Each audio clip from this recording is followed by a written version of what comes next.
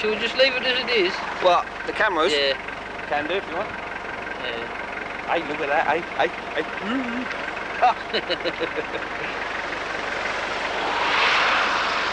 Oh, well, we'll push on and you'll have to follow me now. Yeah, we'll go slow. Oh, I'm going to, yeah, I think I've got a wet ass. So far. And me back. How far is it now from here? About 3 miles. Is it? Yeah. What, to the barn or to the turn-off? To the barn. Oh, the turn-off's not that far. You're going quite well. Yeah? Well, you know. We better move, like, in case it's got any diesel in. Huh? We better move in case it hasn't got any diesel in. Well, it's 20 past 9, we've got an hour to wait yet. Well, still we can get there though and have a sit down properly, can't we? Right, I'll follow you then. Right, or follow me!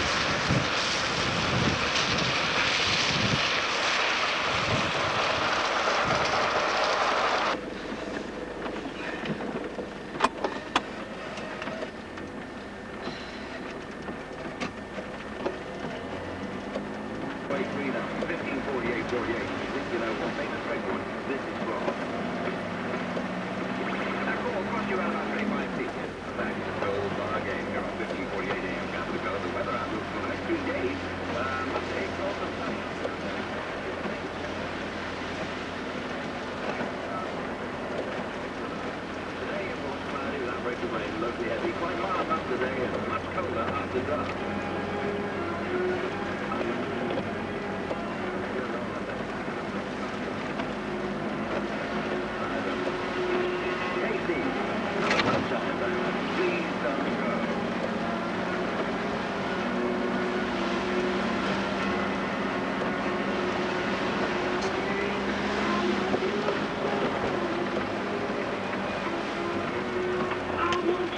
Shit!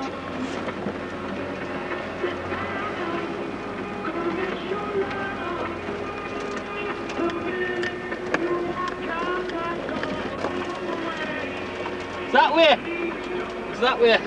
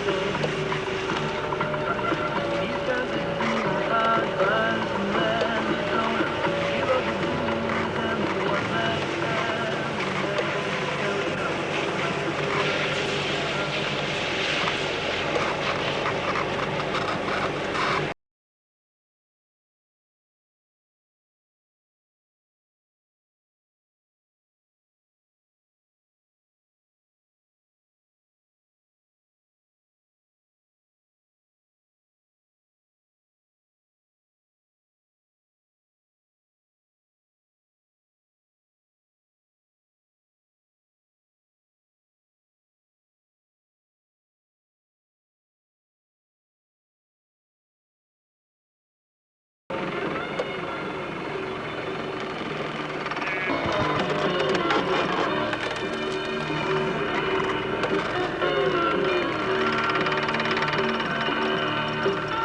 Rafferty and Baker Street. The weather today cloudy with outbreaks of rain. Locally heavy, quite mild most of the day. Colder after nightfall tonight. 15:48 a.m. Capital Gold. Remember, Capital Gold weather brought to you by VAC Windows. Oh, a 6 and a 4 to keep that warm indoors.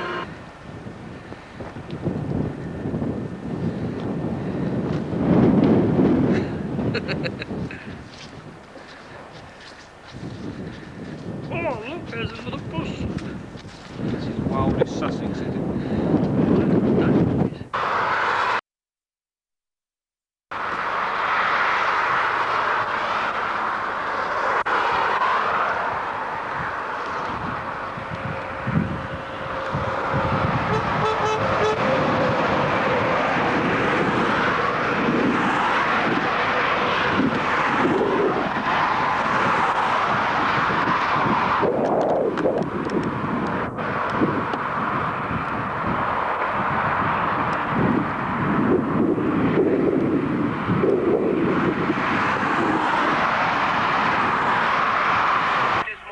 Serious condition.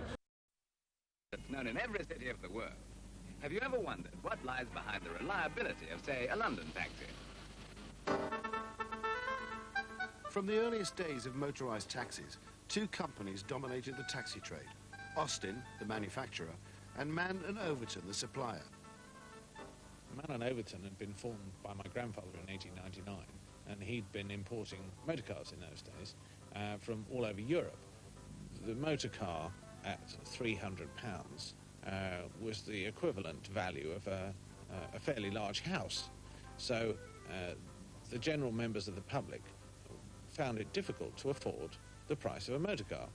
So if you were looking to develop the sales of motor vehicles, what better industry to look at than the taxi market?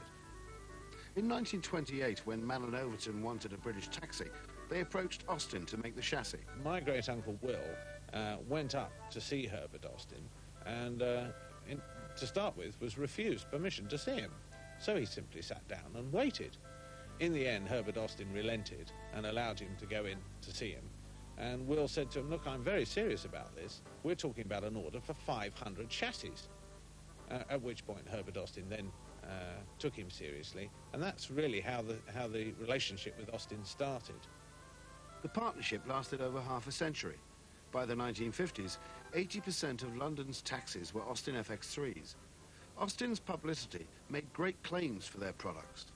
I would like to say that I'm a very satisfied and enthusiastic owner-driver. On occasions, passengers have pulled me out from the middle of the rank because they know that the Austin cab is fast and comfortable and smart. I find that people prefer the Austin taxi. By the late 50s, Mann and Overton wanted to replace the FX3. Austin came up with various designs, but the people who really control London taxi design are the Metropolitan Police Public Carriage Office. Their conditions of fitness have dictated the shape and size of cabs since 1869.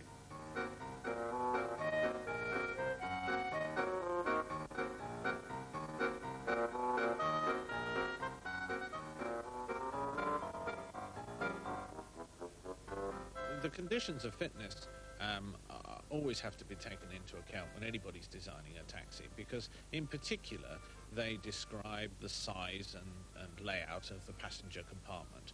So the rear box, if you like, that the passenger sits in will of necessity always be that type of size. Rules like these mean that a London taxi must be tailor-made, a deterrent to other car manufacturers. The vehicle must be capable of being turned on either lock so as to proceed in the opposite direction without reversing between two In parallel. plain English, this means a turning circle which is 6 feet less than the average car can achieve and allows taxis to make their enviable U-turns. What gives us a turning circle is the simple fact that the steering box is so designed from lock to lock to give us more movement on the drop arm with the increase of track rod length. The drop arm being this part here, which operates direct from the steering box.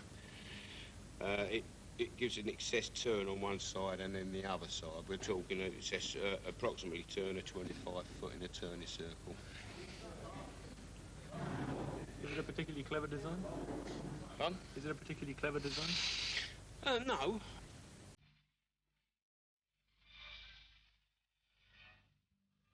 In 1958, a new taxi which fulfilled all the conditions of fitness was launched at Earl's Court. It was called the FX4.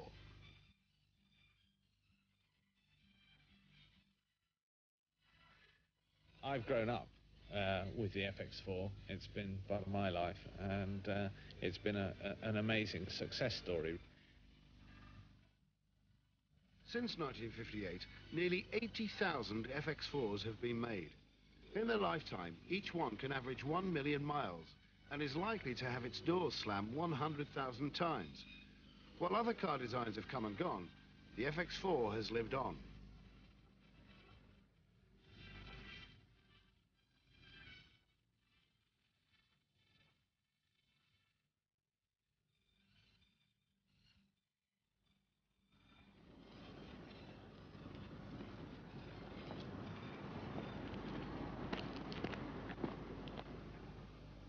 My theory is that the vehicle has lasted so long, not only because the way it's made, it's because it, I believe, gives pleasure to the eye. I've always sort of maintained that the round shape of the vehicle, got on the back here, on the wings here, is pleasing to the eye. And I ask myself the question, why? And I believe it has a lot to do with how your eye contact to the vehicle. If something's square, it's obtrusive, it's hitting you, whereas a round type of vehicle, you can warm to it. Taxi! What I like about London cabs most of all is the comfort and the space. Whether you have an attaché case or whether you have 3 attaché cases, whether you wear the proverbial top hat for the once-in-your-life visit to Buckingham Palace, you don't have to worry about being crowded.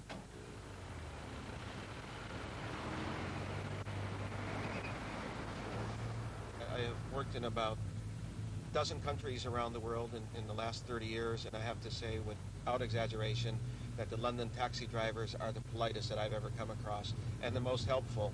And particularly if you love to talk with people, as you can tell I do, that you can strike up a great conversation. I don't think that the London cab drivers would have any difficulty surpassing New York taxi drivers in terms of the knowledge. New York taxi drivers frequently do not know where even major hotels are. That's been my unfortunate, bitter experience. I don't think they have in New York as frequent or as rigid an MOT testing system that you have in London. And finally, the taxis here are so clean. I mean, I don't think you have to worry about your wife coming in and getting her dress dirty. They are kept, I would say, virtually spotless. This vehicle in particular was involved in a major road accident in Kent. The vehicle was, in fact, had just had a new engine put in it, and the driver was carefully going on his way home when a Volvo pushed it off the road into a ditch.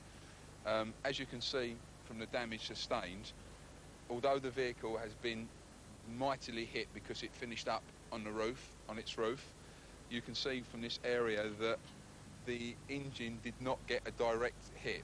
The structure, being a box-type chassis, has prevented the front finishing up into the window screen. In this instance, although the roof took a mighty tumble, the driver was able to walk away from the accident, bruised, battered, and a bit of his pride gone. But thank God he was able to walk away from the accident. Once a year, all cabs must be returned to the Public Carriage Office for a rigorous inspection. Talk about the 3rd degree, why that ain't nothing. They test everything here. The cab, the driver, the lot. If the cab's no good, it's at it. If the driver's no good, he's at it. And what's more, you've got to go back every year to make sure you ain't lost the steering wheel. Well, Fred, it's all for the good of the public. Yes, I suppose so. Anyway, I passed and the old cab, she passed. Over that way. That's it. Lovely. Straighten up. Right. Full lock on the right hand, please.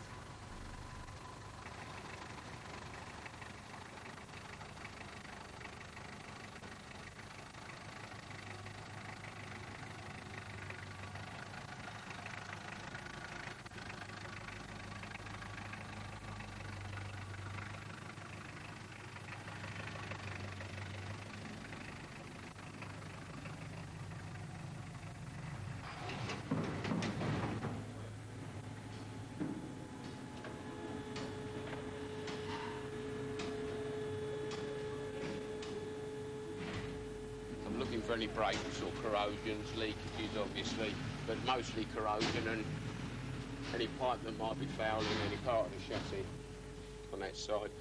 Follow them right the way down to the brake actuator, onto the master cylinder.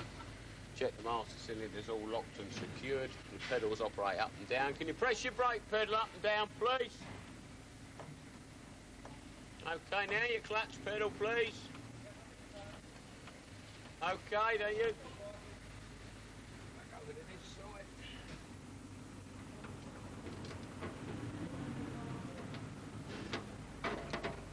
Only if it passes will it get a new license plate. But the checks and inspections don't stop there. Out on the street, public carriage officers like Nigel Wetherall may swoop at any time.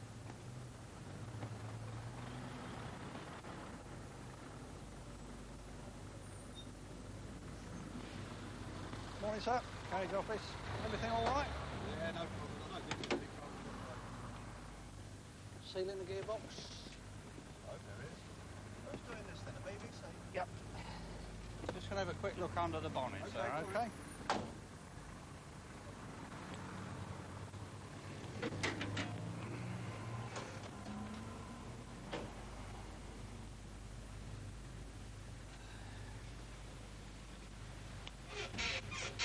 That's a nasty creak, isn't it? Got something wrong there, haven't we?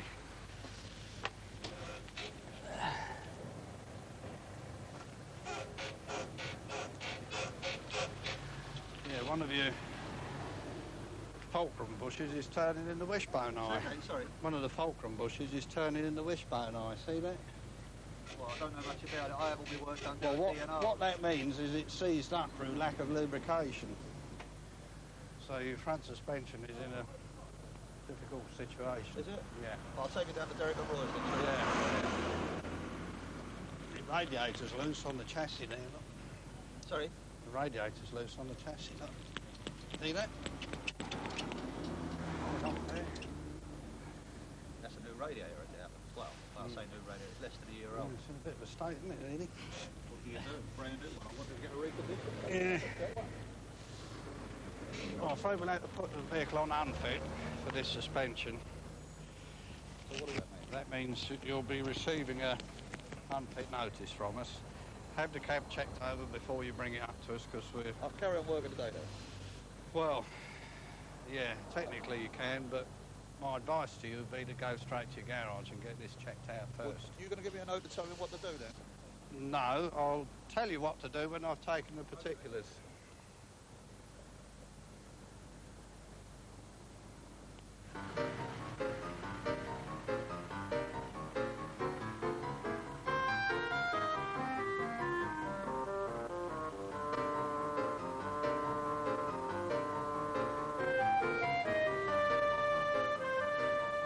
Time off the streets is money lost, so a whole subculture has grown up to keep the cabs moving. Beneath St Pancras Station, in what were once wine cellars, is a car wash that will clean your cab inside and out in 8 minutes. According to carriage office rules, if a driver conveys a person with a notifiable disease, such as cholera, anthrax or plague, they must have their taxi disinfected and can charge the passengers accordingly.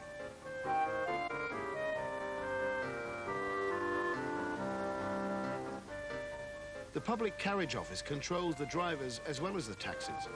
Since 1853, cabbies have had to pass a knowledge of London test.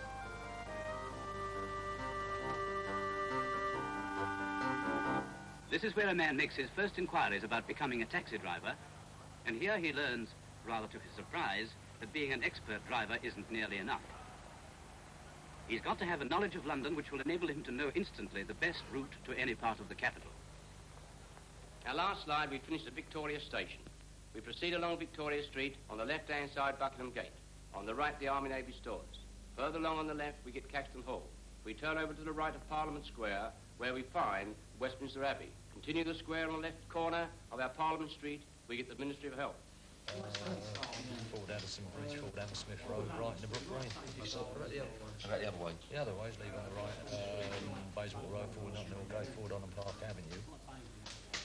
You're talking about going through the other way. Holland Circus, carry on. Yeah, Holland Circus, Shepherd's Bush Green, Shepherd's Bush Road, left into Brook Green. And there's the other one you go through. Forget that one. Forward Westminster Bridge, forward Westminster Bridge Road to St George's Circus, leave by Borough Road, left Borough West Street, right Newcomer Street, left Great Maze Pond. That's it, that's better. Spot on, Robin. Most of the men who attend this and similar schools have to learn about London in their spare time. It may take as long as 9 months, and quite a lot of them give up in despair. But many do go on and master the details of the hundreds of routes with which they have to be familiar.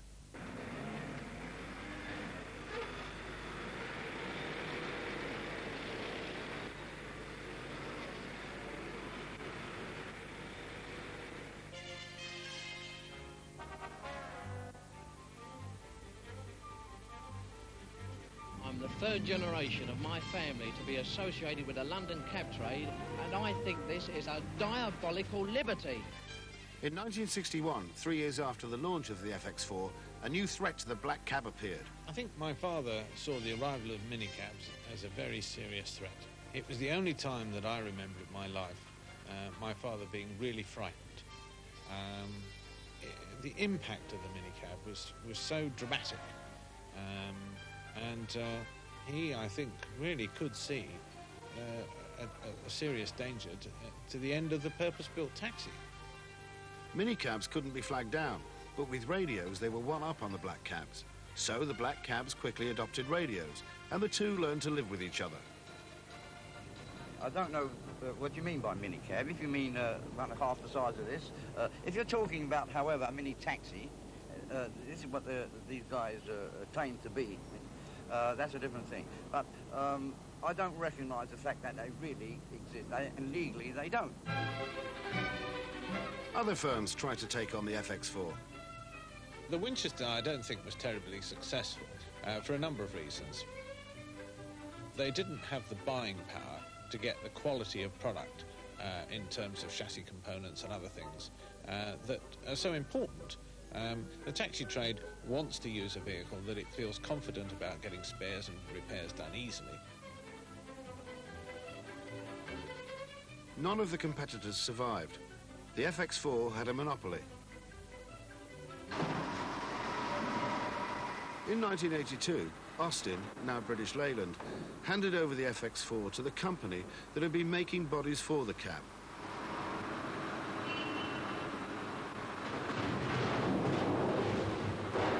Car Bodies of Coventry had been building just that, car bodies, since 1919.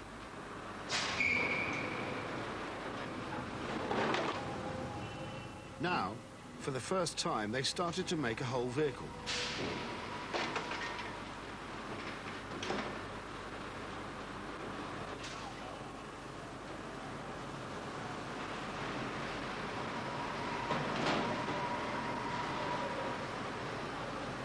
But the FX4 was starting to show its age. Car bodies couldn't afford to develop a brand new design, so they looked for one already in production that they could adapt. Car Bodies felt there might be an opportunity to build a new body shape using an existing vehicle body and therefore avoiding huge tooling costs. It was based on the Range Rover, and Land Rover at the time were fairly keen to be helpful and allow this body shape to be used. But when new regulations required London taxis to provide wheelchair access, the new CR6 design was more difficult and more expensive to adapt than the old FX4. it was the end of the road for the CR6.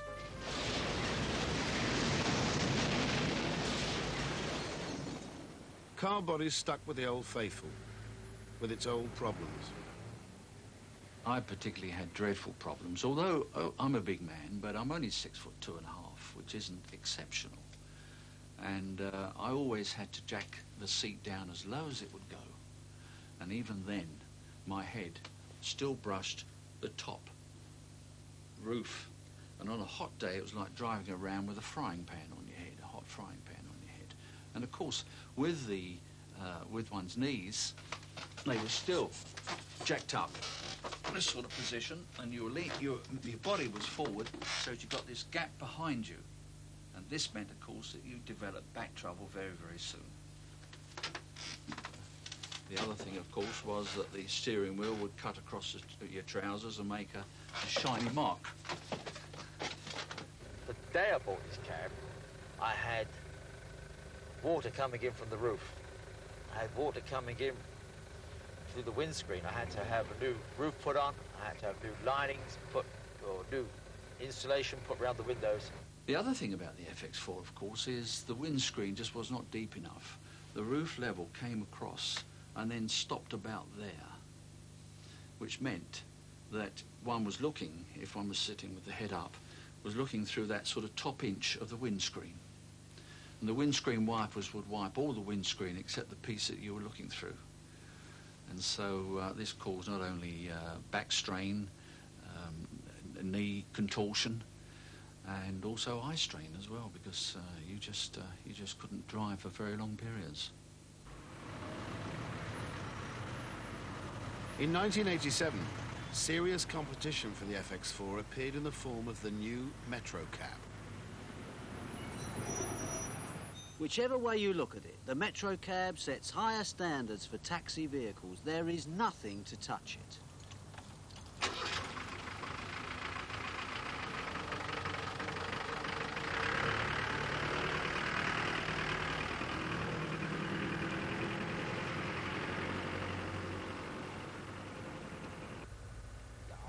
One of the main reasons I bought the Metro as opposed to the FX4 was the amount of visibility in the cab. If you were to superimpose the windscreen of an FX4 on the Metro, it would come to about here somewhere. I found that it affected my driving position. I'd sit down and crouch up in order to see where I was going. But here I could sit up very comfortable, in a nice position, and it means at the end of the day that I'm not that tired. The future undoubtedly lies with a vehicle of this shape. I think that the FX4 is an old-fashioned vehicle. It is not a vehicle of the modern times. The doors open the wrong way, the shape is bulky, it leaks, it's windy. Whereas there are one or two problems with the Metro, but whenever a problem has occurred, the manufacturers have changed, got it right, and they're moving ahead with the times, whereas the FX4 is limited by its basic shape.